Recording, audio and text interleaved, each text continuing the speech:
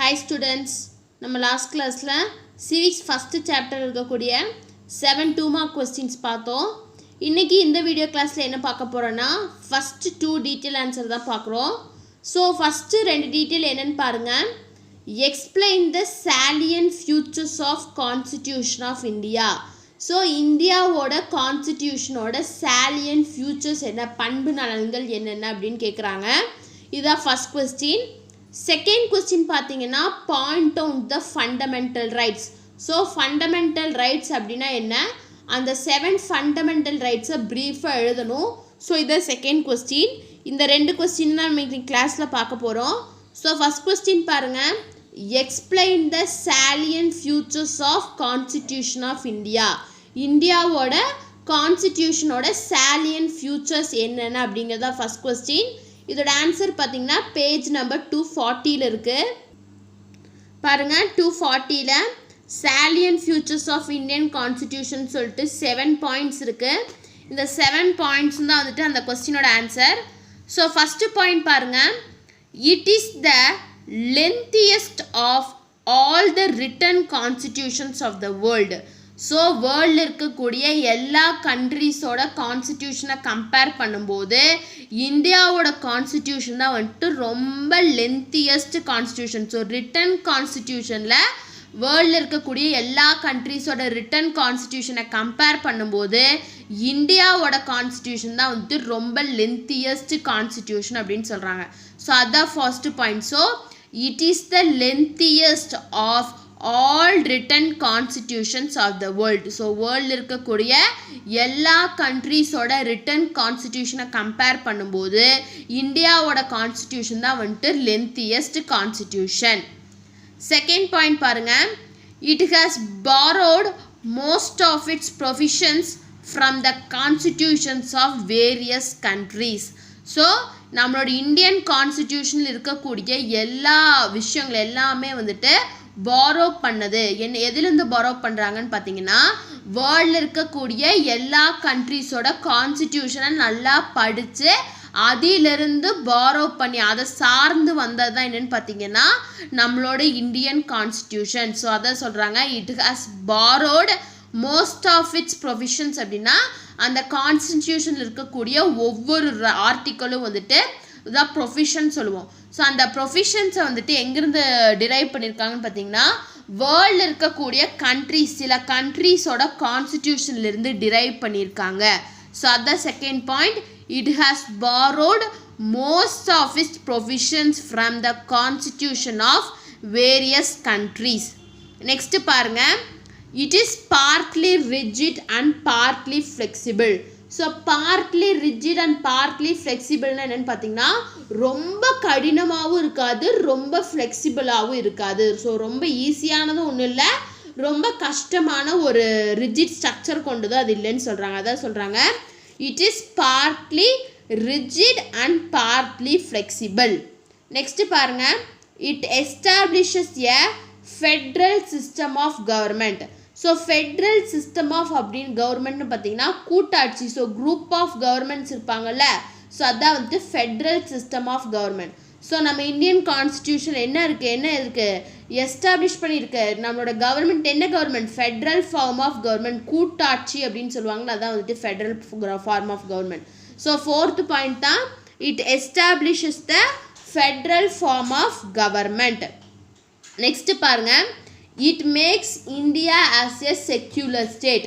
So வந்துட்டு இந்தியாவை ஒரு செக்யூலர் ஸ்டேட்டாக வச்சுருக்கு. அதாவது வந்துட்டு மதச்சார்பற்ற ஒரு நாடாக வந்துட்டு வச்சுருக்கு. ஸோ மதச்சார்பு உங்களுக்கு எல்லாத்துக்கும் தெரியும் India is a land of multi religions. நம்ம இந்தியாவில் இருக்கக்கூடிய ரிலீஜன் கல்ச்சர் அளவு வேறு வேர்ல்டில் இருக்கக்கூடிய எந்த கண்ட்ரீஸ்லேயும் நம்மளோட கல்ச்சர் மாதிரியும் நம்ம இந்தியாவில் இருக்கக்கூடிய ரிலீஜன் அளவுக்கு இல்லை. அதான் சொல்கிறாங்க India is a multi religion country. So வந்து நம்மளோட இந்தியன் கான்ஸ்டிடியூஷன் தான் நம்ம இந்தியாவை ஒரு செக்யூலர் ஸ்டேட்டாக வச்சுருக்கு அதாவது மதச்சார்பற்ற ஒரு நாடாக வச்சுருக்கு அப்படின்னு சொல்கிறாங்க. ஸோ இதான் வந்துட்டு fifth point. It makes India as a secular state.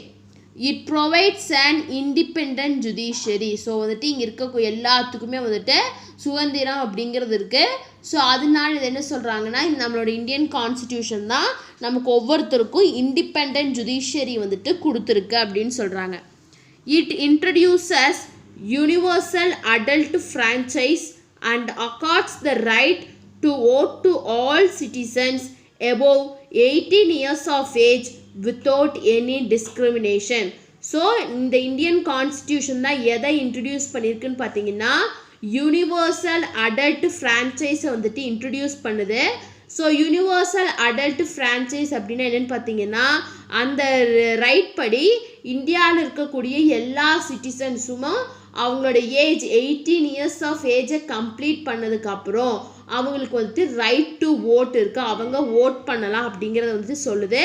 அந்த ஓட் பண்ணுறதுல எந்த விதமான டிஸ்கிரிமினேஷனும் இல்லாமல், எந்த விதமான ஏற்றத்தாழ்வு இல்லாமல் அவங்க வந்துட்டு ஓட் பண்ணலாம் அப்படின்னு சொல்லுது. ஸோ அதான் சொல்கிறாங்க, it introduces universal adult franchise and accords to the right all the citizens of India completed 18 years of age have the right to vote without any gender, race or any other discrimination அப்படின்னு சொல்கிறாங்க. So salient features of Indian Constitution பார்க்கும்போது 7 features இருக்குது. First one is, it is the lengthiest of all written constitution of the world. வேர்ல்டில் இருக்கக்கூடிய எல்லா written constitutionனை compare பண்ணும்போது இந்தியாவோட constitution தான் வந்துட்டு ரொம்ப lengthiest constitution. It has borrowed most of the provisions from the constitution of various countries. It is partly rigid and partly flexible. It establishes a federal system of government. It makes India as a secular state. It provides an independent judiciary. It introduces the universal adult franchise and accords the right to vote to all the citizens have completed 18 years of age without any discrimination. So இந்த 7 points தான் வந்துட்டு நம்மளோட Indian கான்ஸ்டியூஷனோட salient features. So இதான் வந்துட்டு first டீட்டெயிலோட answer. Second detail பாருங்கள், point out the fundamental rights. So fundamental rights என்னென்ன அதை பாயிண்ட் பண்ணுங்க அப்படின்னு கேட்குறாங்க. இதான் செகண்ட் டீட்டெயில். ஸோ இதோட ஆன்சர் பார்த்தீங்கன்னா பேஜ் நம்பர் 241 242 இருக்குது. ஸோ பாருங்கள், பேஜ் நம்பர் 241 ஃபண்டமெண்டல் ரைட்ஸ் அப்படின்னு இருக்குது. ஸோ ஃபஸ்ட்டு இந்த பேராகிராஃப் தான் எழுதணும். ஃபஸ்ட்டு பாருங்கள், the fundamental rights are enshrined in part 3 of the constitution from the articles 12 to 35. So fundamental rights நம்மளோட கான்ஸ்டியூஷனில் எங்கே இருக்குதுன்னு பார்த்தீங்கன்னா உங்களுக்கே தெரியும், கான்ஸ்டியூஷனில் பார்ட் 1 பார்ட் 2 பார்ட் 3 பார்ட் 4ன்னு சொல்லிட்டு பார்ட்டாக பிரிச்சுருப்பாங்க. ஸோ கான்ஸ்டியூஷனில் பார்ட் 3ல் ஆர்டிக்கல் 12லிருந்து 35 வரைக்கும் ஃபண்டமெண்டல் ரைட்ஸை சொல்லியிருக்காங்க. In this record the framers of the constitution derived inspiration from the constitution of USA. So இந்த கான்ஸ்டியூஷனோட ஃப்ரேமர்ஸ் வந்துட்டு இதை எங்கிருந்து டிரைவ் பண்ணியிருக்காங்கன்னு பார்த்தீங்கன்னா யூஎஸ்ஏவோட கான்ஸ்டியூஷன்லேருந்து டிரைவ் பண்ணியிருக்காங்க. Originally the constitution provided for 7 fundamental rights.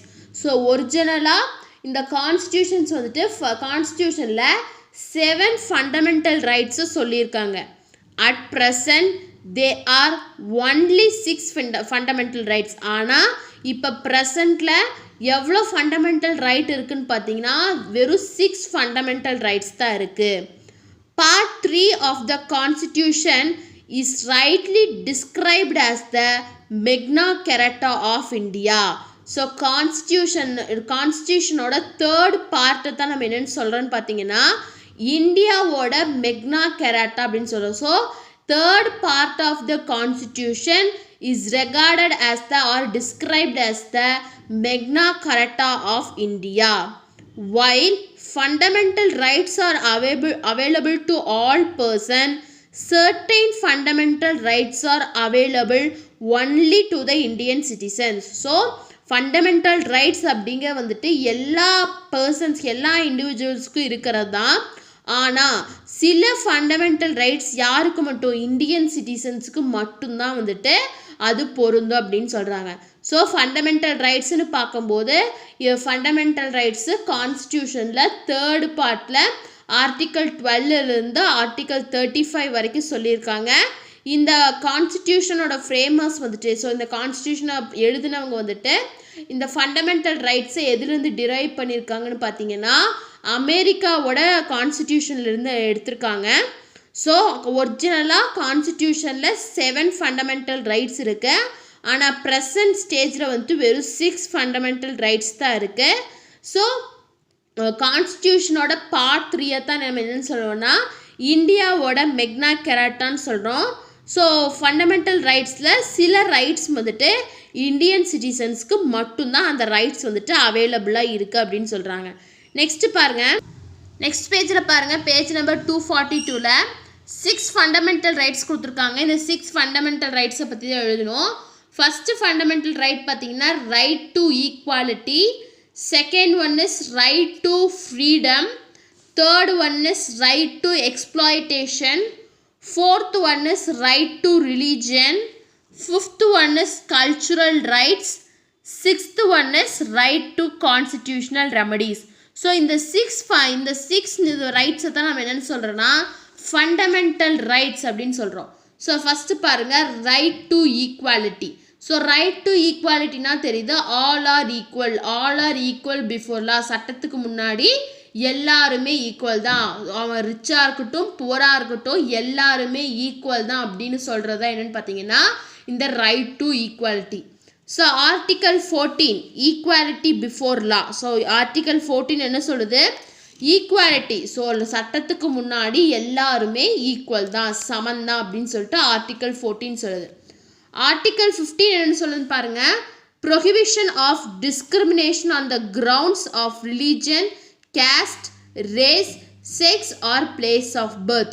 So யாராச்சும் வந்துட்டு டிஸ்கிரிமினேட், யாராச்சும் ஒரு பர்சனையோ இண்டிவிஜுவலோ டிஸ்கிரிமினேட் பண்ணுறாங்க அவங்களோட ரிலீஜனை வச்சோ இல்லை அவங்களோட ரேஸ் அவங்களோட கேஸ்ட்டை வச்சோ இல்லாட்டி அவங்க ஜெண்டரை வச்சோ இல்லாட்டி அவங்க எந்த இடத்துல வந்துட்டு பிறந்தாங்க பர்த் பிளேஸை வச்சு யாராச்சும் டிஸ்கிரிமினேட் பண்ணுறாங்க அப்படின்னா அது வந்துட்டு ப்ரொஹிபிஷன், அதுக்கு வந்து ப்ரொஹிபிட் பண்ணியிருக்காங்க, அதை வந்துட்டு தடுத்துருக்காங்க. ஸோ அதான் வந்துட்டு ஆர்டிக்கல் 15 சொல்லுது.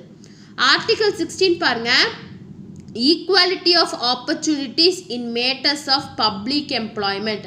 ஸோ பப்ளிக் எம்ப்ளாய்மெண்ட்டில் எல்லாத்துக்குமே வந்துட்டு ஈக்குவல் ஆப்பர்ச்சுனிட்டிஸ் தரணும் அப்படின்னு சொல்லிட்டு ஆர்டிக்கல் 16 சொல்லுது. ஆர்டிக்கல் 17 பாருங்கள், அபாலிஷன் ஆஃப் அன்டச்சபிலிட்டி, அதாவது தீண்டாமை அப்படின்னு சொல்லுவாங்கள்ல, அதை எல்லாத்தையும் நம்ம ஒழிச்சாச்சு, அபாலிஷ் பண்ணியாச்சு, அதைத்தான் வந்துட்டு ஆர்டிக்கல் 17 சொல்லுது. ஆர்டிக்கல் 18 என்ன சொல்லுன்னு பாருங்கள், abolition of titles except military and academic. So titles except military and அகாடமிக்கு தவிர மற்ற இருக்கக்கூடிய எல்லா நிதியுமே வந்துட்டு நம்ம அபாலிஷ் பண்ணியாச்சு அப்படின்னு சொல்கிறாங்க. ஸோ அதாவது வந்துட்டு ஈக்குவல் இல்லாமல் அன்ஈக்குவலை வந்துட்டு நம்ம எல்லா இடத்துலையுமே வந்துட்டு அபாலிஷ் பண்ணியாச்சு அப்படின்னு சொல்கிறாங்க. ஸோ இதான் ஃபஸ்ட் ரைட் டு ஈக்குவாலிட்டி. இந்த ரைட் என்னென்னா all are equal before law அப்படிங்கிறது வந்துட்டு நல்லா கீபோர்டாக ஞாபகம் வச்சுக்கோங்க.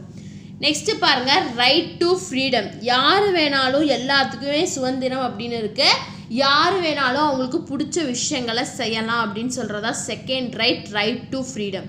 ஸோ ஆர்டிக்கல் 19 என்னென்னு சொல்லுதுன்னு பாருங்கள், freedom of speech and expression, assembly, association, movement, residence and profession.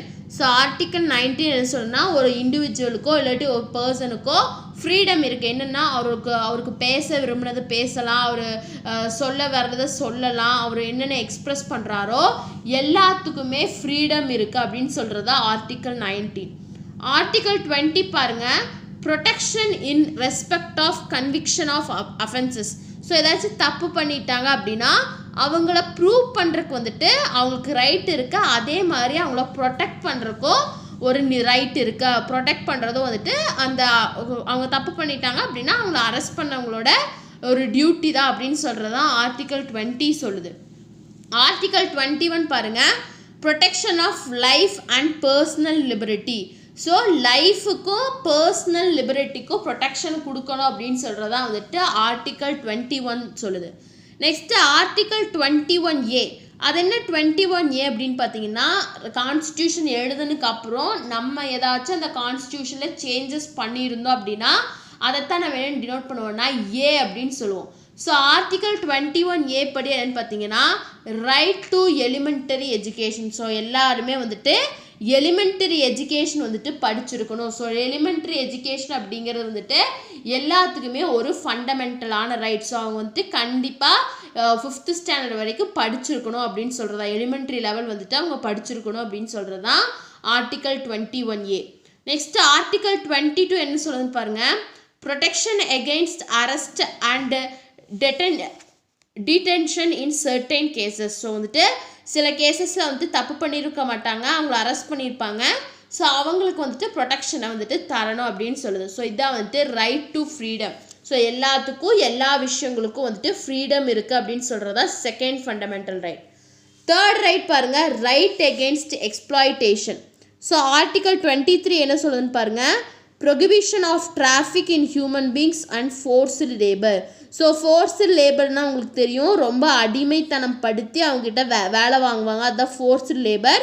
So அதே மாதிரி ஹியூமன் பீங்ஸை டிராஃபிக் அப்படின்னா வந்துட்டு இந்த அப்யூஸ் எல்லாம் இருக்குல்ல, சைல்டு அப்யூஸ், செக்ஸ் அப்யூஸ்லாம் இருக்குல்ல, இதை எல்லாத்தையுமே வந்துட்டு ப்ரொஹிபிட் பண்ணுறோம், இதெல்லாம் வந்துட்டு தவறான விஷயம் அப்படின்னு சொல்கிறது தான் ஆர்டிக்கல் 23. ஆர்டிக்கல் 24 என்ன சொல்லுதுன்னு பார்த்தீங்கன்னா prohibition of employment of children in factories etcetera. குழந்தை தொழிலாளர்கள் வந்துட்டு இருக்கக்கூடாது, அதுக்கு வந்துட்டு தடை விதிக்கப்பட்டிருக்கு அப்படின்னு சொல்கிறது என்னென்னு பார்த்தீங்கன்னா ஆர்டிக்கல் நம்பர் 24. ஸோ இதுதான் வந்துட்டு third fundamental right, right against exploitation. Fourth right பாருங்கள், right to religion. So right to religion கேட்டோன்னே உங்களுக்கு புரிஞ்சிருக்கும், யார் வேணாலும் எந்த ரிலீஜனை வேணாலும் ஃபாலோ பண்ணலாம், அவங்களுக்கு வந்துட்டு முழு சுதந்திரம் இருக்குது அப்படின்னு சொல்கிறது தான் இந்த right to religion right. So article 25 என்ன சொல்லுதுன்னு பாருங்கள்.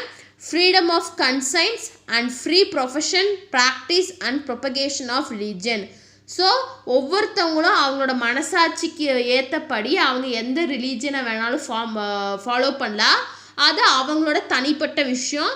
அதே மாதிரி அவங்க ஃபாலோ பண்ண ரிலீஜனை வந்துட்டு பரப்பலாம், இல்லாட்டி ப்ராக்டிஸ் பண்ணலாம் அப்படின்னு சொல்கிறாங்க. ஸோ இதான் வந்துட்டு ஆர்டிக்கல் 25 சொல்லுது. ஆர்டிக்கல் 26 என்ன சொல்லுதுன்னு பார்த்தீங்கன்னா freedom to manage religious affairs. So ஒரு ரிலீஜனோட அஃபேரை வந்துட்டு மேனேஜ் பண்ணுறதுக்கு எல்லாத்துக்குமே ஃபுல் ஃப்ரீடம் இருக்குது அப்படின்னு சொல்கிறது தான் ஆர்டிக்கல் 26. நெக்ஸ்ட்டு ஆர்டிக்கல் 27 என்ன சொல்லுன்னு பாருங்கள். Freedom from payment of taxes for promotion of any religion.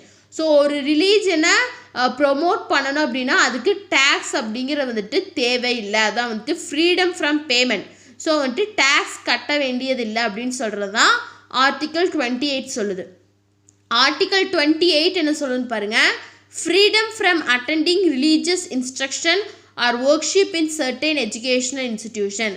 So ஒரு educational institution, Christian educational institution இருக்குதுன்னு பார்த்தீங்கன்னா அங்கே வந்துட்டு கிறிஸ்டியன் ஸ்டூடெண்ட்ஸ் மட்டும்தான் படிக்கணும் அப்படிங்கிறது இல்லை, அங்கே ஹிந்து ஸ்டூடெண்ட்ஸும் படிக்கலாம், முஸ்லீம் ஸ்டூடெண்ட்ஸும் படிக்கலாம், சீக்கியசத்தை ஃபாலோ பண்ணுறவங்களும் படிக்கலாம், புத்திசத்தை ஃபாலோ பண்ணுறவங்களும் படிக்கலாம். ஸோ எஜுகேஷனல் இன்ஸ்டிடியூஷனில் எந்த விதமான ரிலீஜியஸ் டிஸ்கிரிமினேஷன் இருக்கக்கூடாது அப்படின்னு சொல்கிறது தான் ஆர்டிக்கல் நம்பர் 28 சொல்லுது. ஸோ இதான் வந்துட்டு fourth fundamental right. Fifth right பாருங்கள், cultural and educational right. So culture அப்படின்னா தெரியும், ஸோ அவங்களுக்கு பிடிச்ச கல்ச்சரை ஃபாலோ பண்ணலாம். எஜுகேஷ்னல் ரைட்னா அவங்களுக்கு பிடிச்ச படிப்பை வந்துட்டு படிக்கலாம் அப்படின்னு சொல்கிறது தான் இந்த fifth fundamental right. So article 29 என்ன சொல்லுன்னு பாருங்கள். Protection of language, script and culture of minorities. So வந்துட்டு லாங்குவேஜ், ஸ்கிரிப்ட் அண்ட் கல்ச்சரை வந்துட்டு ப்ரொடெக்ட் பண்ணணும். நெக்ஸ்ட் ஆர்டிக்கல் 30 என்ன சொல்லுன்னு பாருங்கள். Right of minorities to establish and administer educational institutions. So யார் வேணாலும் எஜுகேஷனல் இன்ஸ்டிடியூஷனை ரன் பண்ணலாம், அதே மாதிரி ஒருத்தவங்களுக்கு விருப்பப்பட்ட எந்த படிப்பை வேணாலும் படிக்கலாம் அப்படின்னு சொல்கிறதா ஆர்டிக்கல் நம்பர் 30 சொல்லுது. இதான் வந்துட்டு fifth fundamental right. Sixth right பாருங்கள், right to constitutional remedies. Article 32 என்ன சொல்லுன்னு பாருங்கள். It allows individual to seek redressal for the violation of their fundamental rights. So first சொன்ன 5 ஃபண்டமெண்டல் ரைட்ஸ் யாராச்சுக்கும் ஒரு ரைட் கிடைக்கல அப்படின்னா இந்த 6th right to constitutional remedies மூலமா அவங்க வந்துட்டு கேஸ் போடலாம் அப்படின்னு சொல்கிறது தான் வந்துட்டு இந்த 6th ஃபண்டமெண்டல் ரைட். ஸோ வந்துட்டு ஃபண்டமெண்டல் ரைட்ஸ் பேசிக்காக ஒரிஜினலாக 7 இருக்குது, ஆனால் நம்ம இப்போ 6th ஃபாலோ பண்ணுறோம். First one is right to equality, second one is right to freedom, third one is right against exploitation, fourth one is right to religion, fifth one is education and cultural rights, and sixth last one is right to constitutional remedies. So point out the fundamental ரைட்ஸ்னு கேட்கும்போது first கான்ஸ்டிடியூஷன்னா என்ன fundamental rights அப்படின்னு எழுதுறீங்க, அப்புறம் 6 fundamental rights எழுதி அதை ஒவ்வொன்றையும் explain பண்ணுறீங்க. ஸோ இதான் வந்துட்டு செகண்ட் டீட்டெயிலோட ஆன்சர். ஸோ பேலன்ஸ் இன்னும் 2 டீட்டெயில்ஸ் இருக்குது, அதை நம்ம நெக்ஸ்ட் கிளாஸில் பார்க்கலாம். ஸோ ஃபஸ்ட்டு 2 டீட்டெயில் ஏதாச்சும் டவுட் அப்படின்னா கமெண்ட் பண்ணுங்கள். இந்த வீடியோ கிளாஸ் பிடிச்சிருந்தா லைக் பண்ணுங்கள், ஷேர் பண்ணுங்கள், சப்ஸ்கிரைப் பண்ணுங்கள். தேங்க்யூ.